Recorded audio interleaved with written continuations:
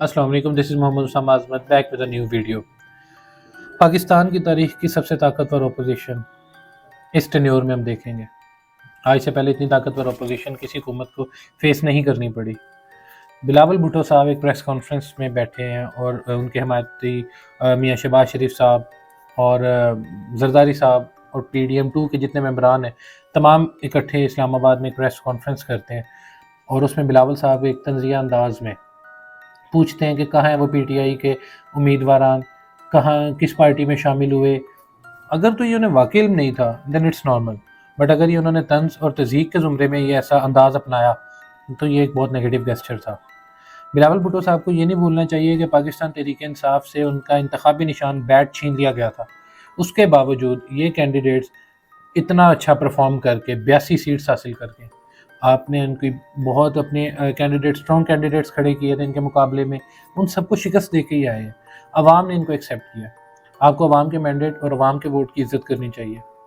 आपको ये याद रखना चाहिए कि जो इलेक्शन कमीशन ऑफ पाकिस्तान का एक डिमांड है आपके मेंबर ऑफ नेशनल असम्बली बनने के लिए और बनने के बाद अपनी जो रिज़र्व सीट्स हैं वो हासिल करने का जो एक प्रोसेस है, उस प्रोसेस को पूरा करने के लिए इमरान खान साहब की रिकमेंडेशन पे, इमरान खान साहब के कहने पर ये जो आज़ाद उम्मीदवारान हैं इन्होंने हामिद रज़ा साहब की पार्टी सुन्नी इत्तेहाद कौंसिल के में अपनी शमूलियत का ऐलान किया था। हामिद रज़ा साहब का इमरान खान के साथ वफ़ा, मोहब्बत और प्यार आज का नहीं, ये 6 साल से हम देख रहे हैं। हामिद रज़ा साहब ने अपनी पार्टी इमरान खान साहब के साथ जम की थी। उसके बाद अगर हम इसी को देखें, उन्होंने ये सिर्फ रिज़र्व सीट्स लेने के लिए किया, अपोजिशन बनाने के लिए किया।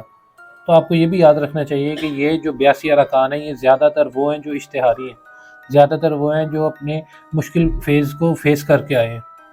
ये वो हैं जिनको लेवल प्लेइंग फील्ड नहीं मिली, जिनको कैंपेन की इजाज़त नहीं थी, जिनको फ्रीडम नहीं था, जो बहुत मुश्किल से अपनी इलेक्शन कंटेस्ट करके आए हैं। लेकिन अवाम ने इनको पसंद किया, अवाम ने इनको सेलेक्ट किया। ये वो 82 अरकान हैं जो जेलें, जो सज़ाएँ, जो हार्ड टाइम फेस करके आए हैं। इतनी हार्डशिप्स के बाद अगर वो आज असेंबली में बैठे हैं तो वो बहुत मुतहरिक हैं।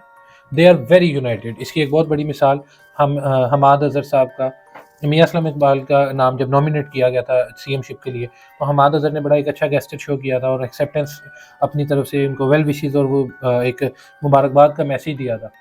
This is PTI, this is Pakistan Tehreek Insaf. Shabbir Gujjar साहब से सीट जब टिकट वापस ले लिया था, ही वॉज देयर जो अपने रिप्लेसिंग कैंडिडेट की सपोर्ट कर रहा था। This is PTI, this is Pakistan Tehreek Insaf. Pakistan Tehreek Insaf की ये तमाम 82 आज़ाद उम्मीदवारान की हैसियत से जो जीते हैं ये बहुत ज़्यादा यूनाइटेड है, ये बहुत मुतहरिक हैं। ये आपके लिए हर्डल है, आपको ये अपोजिशन लोहे के चने भी चबवा सकती है। आप लोगों को ये याद रखना चाहिए। ये जो PDM-2 आप फॉर्म कर रहे हैं ये आपके लिए सबसे मुश्किल अपोजिशन होगी और ये पाकिस्तान की तारीख की, जैसे मैंने पहले कहा था, पाकिस्तान की तारीख की सबसे ज़्यादा ताकतवर अपोजिशन के तौर पे सामने आएंगे। और आपकी अपनी पार्टी पीपल्स पार्टी और मुस्लिम लीग नवाज़ या और कोई पार्टी अगर आप देखें तो सिंगल पार्टी इतने वोट नहीं ले सकी या इतनी सीट्स नहीं निकाल सकी जितनी पाकिस्तान तहरीक इंसाफ की उम्मीदवारान ने ली। बिलावल भुट्टो साहब, PDM, आप सबको चाहिए कि इनको एक्सेप्ट करें। ये अवाम के पसंदीदा उम्मीदवारान, ये अवाम के वोट से मुंतखब हुए। आप इनको एक्सेप्ट करें, आप इस रियलिटी को एक्सेप्ट करें कि ये पाकिस्तान तहरीक इंसाफ के वर्कर्स हैं। आप इस बात को एक्सेप्ट करें कि ये खान के वफादार सिपाही हैं। लिहाजा इनको PTI का वर्कर तस्लीम करें, इनका तज़हीक करने की कोशिश ना करें, इनका मजाक उड़ाने की कोशिश ना करें, ये आपका मजाक बनेगा। IMF की शराइत मान चुकी है ये इंटरिम गवर्नमेंट। इसके बारे में जब अवाम को आप कैसे कॉन्फिडेंस मिलेंगे अगर आप आपस में इख्तलाफात में रहेंगे। कुछ फ्रेंडली गेस्चर्स शो करें, ये गेस्चर्स छोड़ दें जो आप पहले करते आ रहे हैं एक दूसरे पर इल्ज़ाम तराशियों के। You need to unite, you need to make friendly relations with this opposition.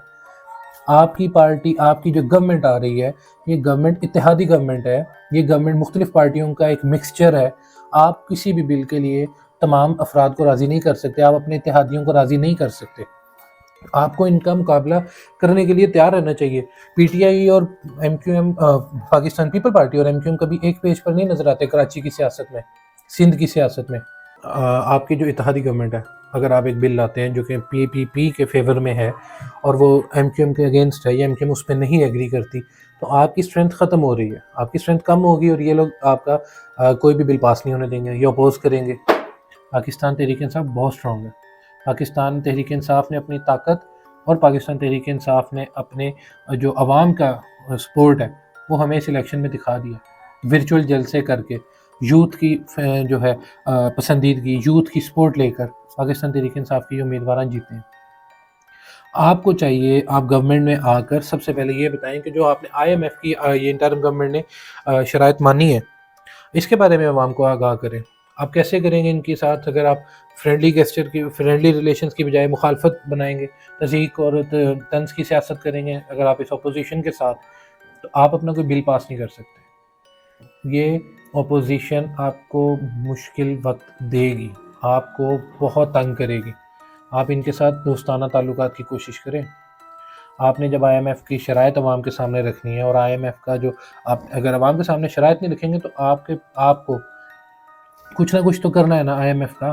I am F کے لیے جو شرائط آپ نے مانی ہے، آپ کی انٹرم گورنمنٹ نے مانی ہے، ان کو فلفل کریں گے، عوام پر اس کا اثر ہوگا، عوام ریٹیلیٹ کرے گی، عوام سڑکوں پر آئے گی، عوام احتجاج کرے گی، تب آپ کیا کریں گے؟ یہ اپوزیشن آپ کی مخالفت کرے گی۔